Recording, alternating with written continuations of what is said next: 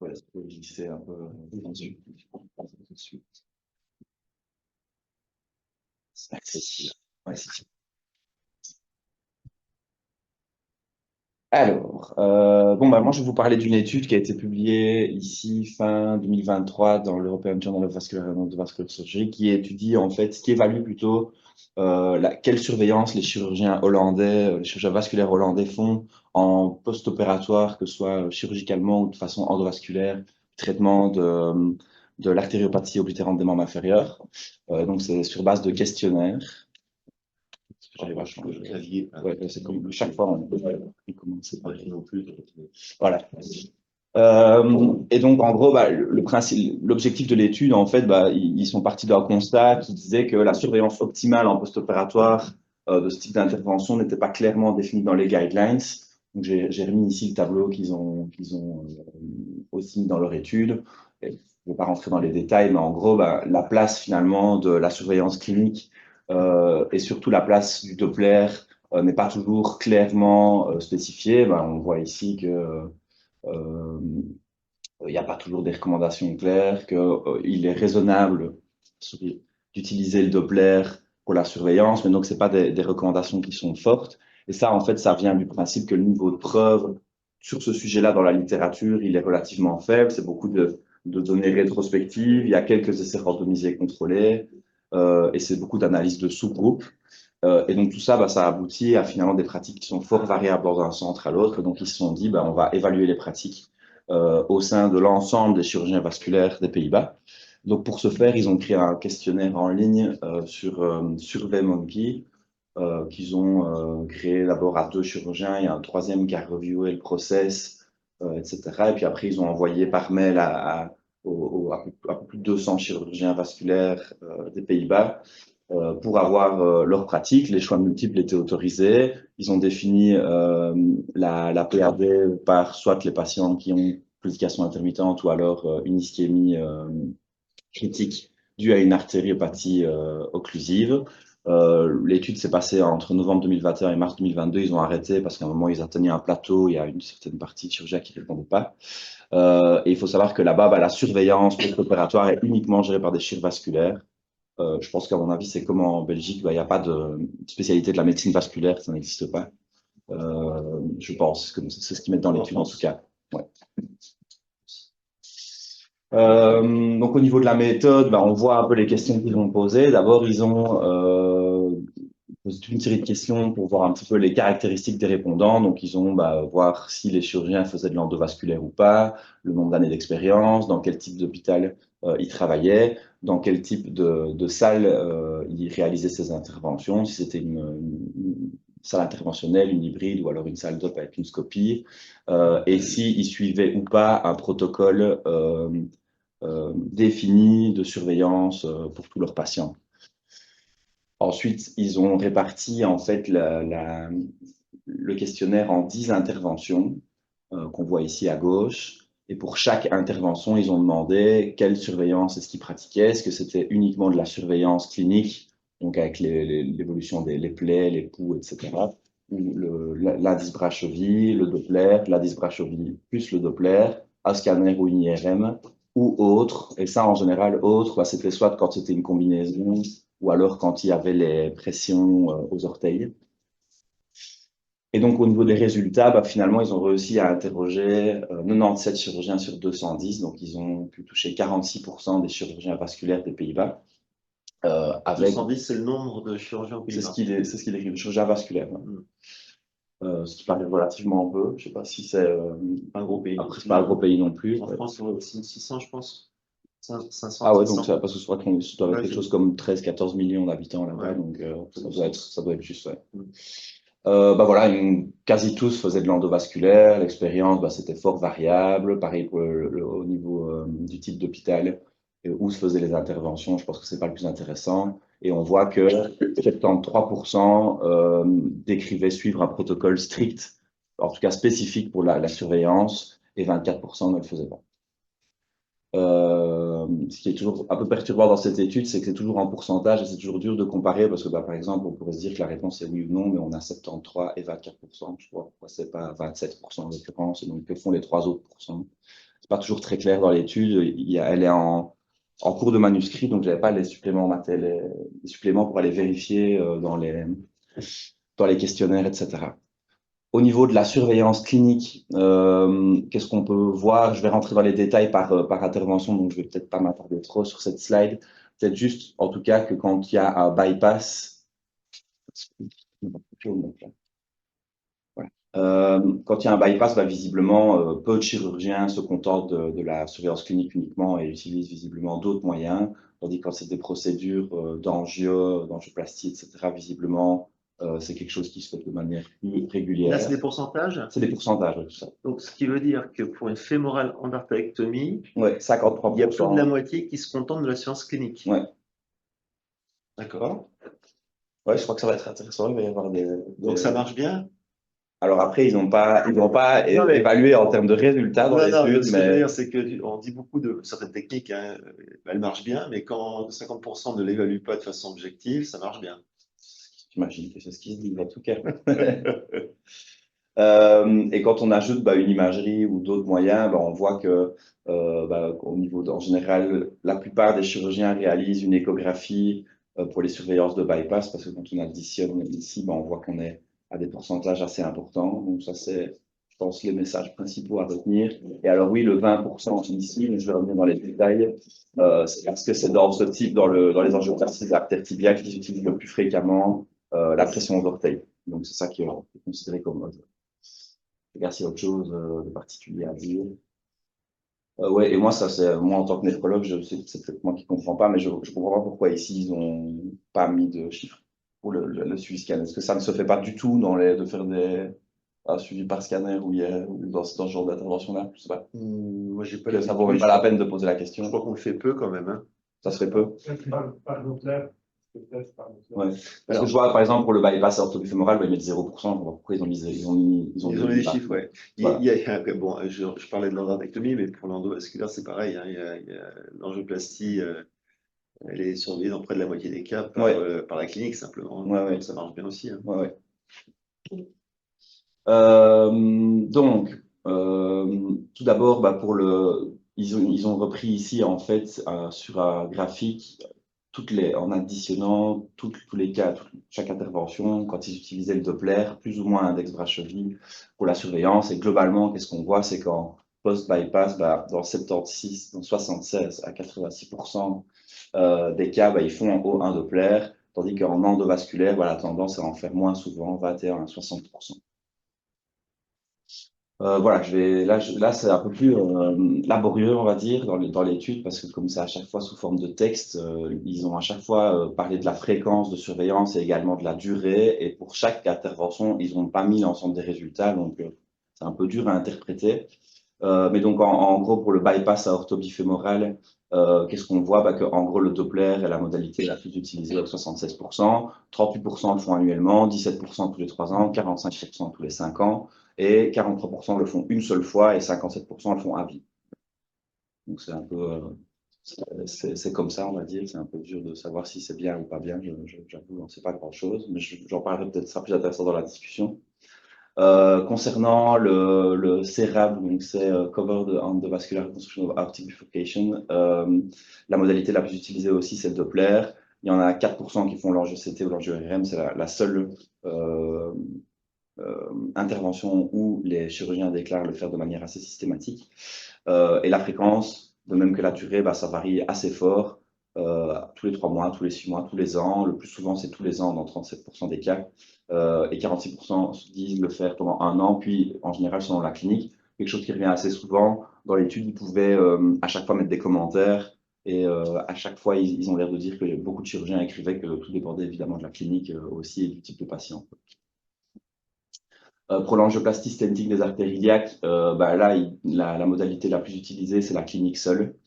Maintenant, voilà, c'est assez variable, vu que 40% font un Doppler quand même. Au niveau de la fréquence, c'est une seule fois pour 34%, puis si nécessaire selon la clinique. Et pour la durée, c'est 63% pendant 1 an.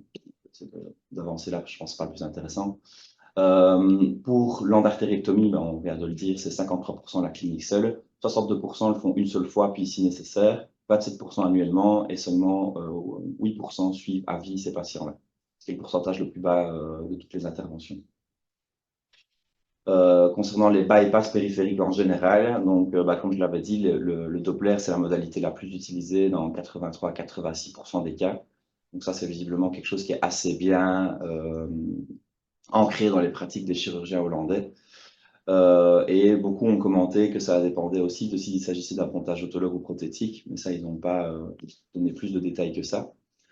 Et en termes de fréquence, voilà, le seul chiffre que j'avais, c'est celui-là, 43% annuellement en dessous du genou. Et pour le reste, ils disent que c'est très, très, très variable d'un chirurgien à l'autre. Concernant les angioplasties fémoropoplitées, la modalité la plus utilisée, c'est la clinique. La fréquence de même, c'est variable. Et la durée, en général, ils sont suivis pendant 1 an là-bas. C'est un peu ça que j'expliquais, c'est un peu laborieux, mais l'étude est comme ça et je pense que la discussion sera peut-être un peu plus intéressante. Au niveau quand on fait un stenting en plus de l'angioplastie, là, visiblement, ils ont tendance à utiliser le Doppler. Donc, on était à 46% de clinique, on était seulement à 31% de Doppler quand il y avait qu'une angioplastie. Quand ils mettent un stent, ils font plus souvent une échographie systématiquement. Ce qui est assez paradoxal parce que le taux de rosténose post-angioplastie en fait le POP est de 60% à 1 an. Le taux de rosténose sur un stent, il est de 20%, quoi. Un peu moins que les stents actifs, mais voilà. Donc, en fait, c'est marrant, c'est que le fait de mettre un stent, ça incite à plus de surveillance, alors que bon, ils expliquent dans l'étude, je le dirai dans la discussion, qu'effectivement, l'impact de l'écho dans ce genre de pathologie pour la surveillance n'est pas clairement défini dans la littérature et que du coup, il y a aussi peut-être l'impact de la réintervention et de la peur, que c'est visiblement plus compliqué quand le stent est reclus que quand il faut simplement faire une angioplastie pour sténose sur une zone d'angioplastie. C'est ce qui traîne bien. Donc, voilà, c'est pour ça qu'ils disent que l'attitude est probablement globale et comme ça. Voilà. Au niveau de la durée, donc ici, c'est aussi fort variable, on voit de 1 à 2 à 3 ans ou à vie. Pour les artères tibiales, on voit que là, la clinique est la plus utilisée dans 48% des cas. Et là, il dit aussi que 32% ne font pas de surveillance. C'est écrit tel quel, je ne sais pas trop ce que ça veut dire, mais. Et le type d'intervention d'utilisation de la pression artérielle est la plus utilisée, donc c'est pour ça qu'il y a 20% de hauteur ici. Et 65% ont répondu en question ouverte que la surveillance dépendait de la clinique à nouveau, avec une durée aussi qui est fort variable, une seule fois, jusqu'à 1 an ou jusqu'à guérison des plaies.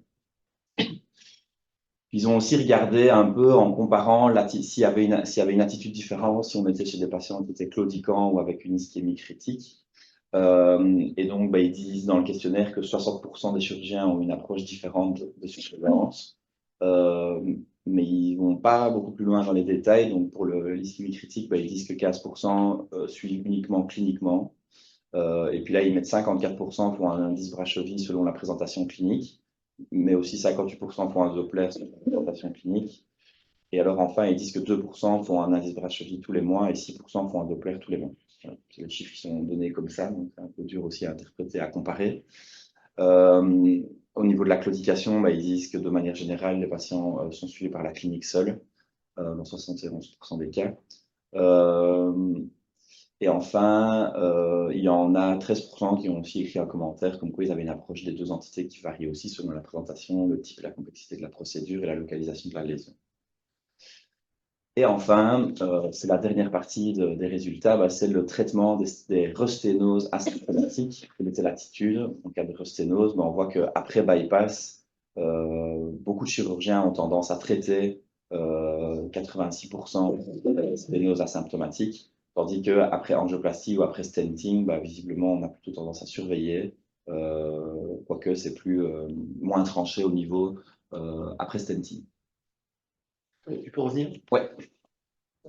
Et donc, les rosténoses après angioplastie, par contre, elles ne sont pas traitées dans 85%. Ce que j'ai du mal à expliquer, c'est pourquoi il y a une si grande différence entre le stent et l'angioplastie en termes de. À nouveau, dans l'étude, ils disent juste cette histoire que peut-être que c'est parce que les chirurgiens ont peur de l'occlusion du stent et que la complexité donc ils disent en gros que si c'est sur une angioplastie seule, en général, la procédure pourra rester endovasculaire, Mais visiblement, quand il y a une occlusion du stent, bah, souvent on va devoir aller à la chirurgie ouverte, donc ils ont peut-être tendance à être plus agressifs en cas de résténose asymptomatique sur stent.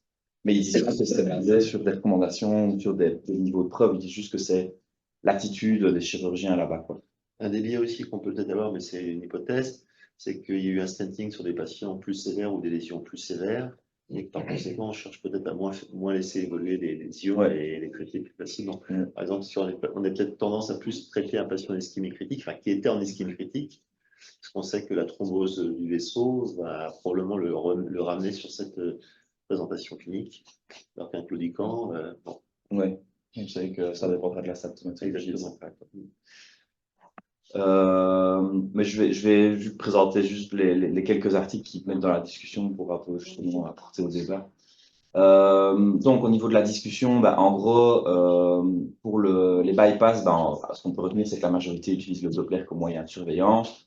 Et ça, bah, voilà les quelques articles qui citent comme référence pour ça, qui sont, bah, le premier ici, c'est un essai rétrospectif qui comparait un groupe qui était suivi par écho et un groupe suivi par clinique seulement en termes de perméabilité primaire et de perméabilité assistée primaire.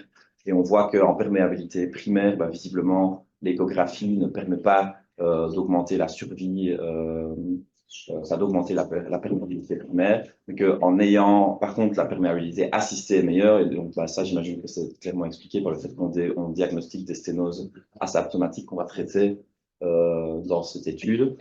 Par contre, ça a été remis en question dans un des seuls essais randomisés contrôlés ici, donc 600 patients, un groupe clinique, un groupe duplex. Et on voit bah, que là, il n'y a aucune différence en termes de perméabilité primaire, perméabilité assistée primaire, perméabilité secondaire, et je crois que c'était aussi en termes de mortalité, je pense, dans l'étude. Donc voilà, quelque chose qui remet un peu en question la première. C'est sur l'artériopathie, ça. C'est sur l'artériopathie, oui. Et enfin, une méta-analyse aussi de 2017 bah, qui démontre que visiblement, il n'y a pas d'impact de la surveillance écho, mais de nouveau, il l'explique à chaque fois, toutes ces études sont avec un niveau de preuve qui n'est pas très élevé malheureusement, donc c'est difficile de tirer des conclusions claires, et ils appellent à ça dans l'étude. Le but de ce questionnaire, c'était aussi de dire bah, ce serait bien d'avoir une littérature un peu plus solide sur le sujet pour savoir ce qu'on doit faire. Concernant l'endovasculaire, bah, les habitudes, si vous l'avez vu, sont moins tranchées. Il y a une tendance à utiliser le Doppler en cas de stenting, et donc c'est ce que je mettais à impact de la réintervention, c'est ce qu'ils écrivent comme explication. Et voilà une des études qu'ils ont évoquées pour un peu expliquer, apporter au débat. Donc c'était de nouveau une étude qui comparait un groupe Doppler et un groupe surveillance clinique en termes de probabilité d'intervention, probabilité d'amputation, probabilité de décès. Et on voit bah, que visiblement, dans le groupe Doppler, bah, le risque d'amputation, le risque de décès est moins important. Maintenant, c'est une étude à nouveau rétrospective, qui est une étude avec un score de propension. Je pense que dès le début, c'est un peu compliqué parce que les groupes sont pas comparables. Il n'y a pas le même nombre de diabétiques, même si il y a plus de diabétiques dans le groupe Doppler. On peut s'attendre à ce que ça aggrave ce groupe-là. Mais par contre, il y a plus de BPCE qu'on atteint presque le seuil de significativité. Donc, c'est difficile de vraiment tirer une conclusion. Et ensuite, donc, se pose toujours aussi la question de finalement qu'est-ce qu'on fait d'une resténose qu'on voit en échographie, parce que toutes les resténoses ne vont pas poser de problème. Et en fait, là, il parlait de cette étude-là, mais en fait, je trouve que ça pose une autre question. Donc, c'est une étude qui était prospective avec un suivi systématique à 1, 3 et 6 mois par Addis Bracheville, plus PA orteil, plus Doppler, 146 patients, des patients qui étaient inclus pour des procédures d'ischémie critique. Et la sténose, je le note ici parce que c'est important pour l'étude d'après, plus de 50%. Donc ça, c'était ce qui est considéré comme significatif quand il y avait un ratio de peak systolic velocity supérieur à 2 ou si c'était supérieur à 180 cm/s. Et donc, en gros, bah, qu'est-ce qu'ils ont remarqué sur 267 échos? Bah, ils ont retrouvé des sténoses. C'est des patients d'ischémie critique, hein, ça c'est un point important, je pense. Au début, oui. Et puis après, ils les suivent à 1, 3 et 6 mois. Mais de nouveau, c'est pas clair parce que tous les patients n'ont pas eu tous les suivis. C'est pour ça qu'il n'y a pas. Normalement, il devrait y avoir 3 fois 146 échos. Mais oui, c'est pour ischémie à la base qui sont inclus et puis c'est pendant leur follow-up post-procédure. Et donc, on voit que, par exemple, sur 69 sur 267 échos, on démontré la présence d'une rosténose significative. Quand on compare à l'état du membre et à la pression au niveau de l'orteil, on voit qu'il n'y a pas spécialement toujours non plus de détérioration de la situation. Et en fait, eux, ils concluent leur étude en disant que quand on ajoute le Doppler à la présentation clinique et à la pression au niveau des orteils, il y a pas de corrélation dans 30% des patients. Donc, c'est-à-dire que 30% des patients où on avait une clinique normale et une pression au niveau des orteils normale, on n'avait pas, on retrouvait une sténose.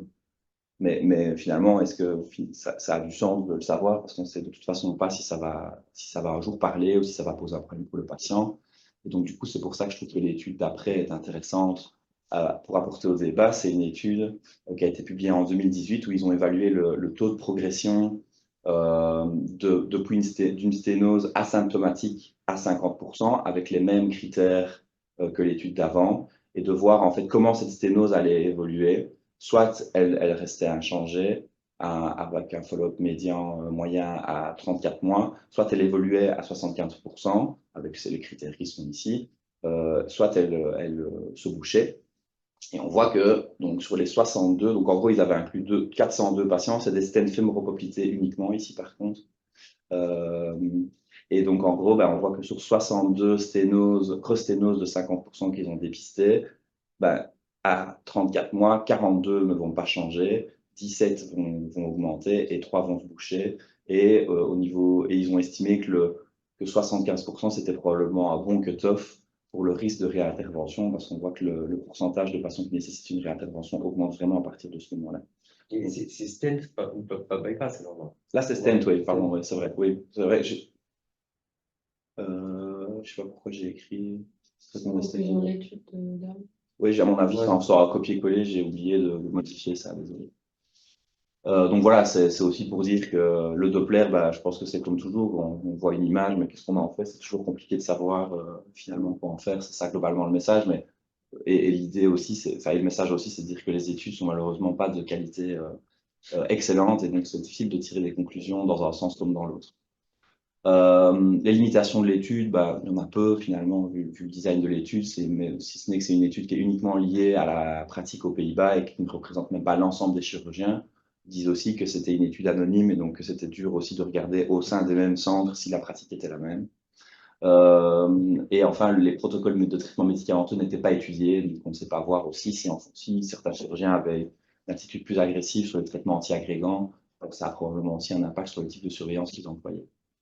Et donc la conclusion, en gros, c'est ce que j'ai répété plusieurs fois, c'est que les guidelines actuels ne définissent pas clairement quelle approche optimale on doit aborder, on doit choisir pour la surveillance post-procédure, et que ça génère une grande variabilité des pratiques chez eux, et que du coup la solution, c'est des études de meilleure qualité, mais aussi probablement une approche plus centrée sur le patient et adaptée à chaque type de patient et au type de procédure.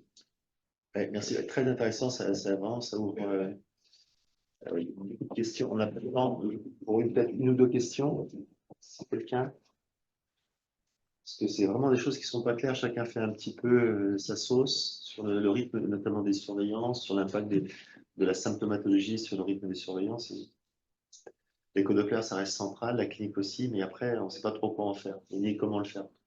Ouais, ça n'a pas l'air d'être évident. Non, je sais pas. Après, les échos, pour les patients, les échos, ils sont toujours faits au repos. C'est-à-dire que les patients qui ne sont pas symptomatiques au repos avec des IPS normaux et qui viennent fort. Donc, c'est aussi une notion quand même à avoir. Après, je trouve que moi, ça pose vraiment une question de pertinence des soins qui n'est pas du tout évaluée dans notre spécialité. Après, sur l'ischémie critique, je suis d'accord avec toi, quand les stents sur le boulot, le patient va revenir à son état de base, qui était l'ischémie critique agressive. Et je trouve que sur tous les autres, on se demande si ce qu'on fait, c'est pertinent. Ça, des patients sur bouche ne sont pas symptomatiques. Beaucoup de choses. Il a été opéré. Notre pratique est basée sur des habitudes, les redons, les éco-Doppler, etc. Et c'est vrai que, et à la fois, c'est très difficile d'évaluer ça parce que les budgets, faire des études sur l'ablation ou pas, mettre un redon sur un Scarpa, mais on n'arrive pas à avoir de budget pour faire des études comme ça. La DGOS ou encore moins les compagnies vont va être 1 million d'euros pour savoir si on regarde ou pas les pronoms, alors que ça a un impact quand même sur la vie quotidienne de tout le monde. Et là, c'est pareil. Ok, Louis, bah merci beaucoup, beaucoup.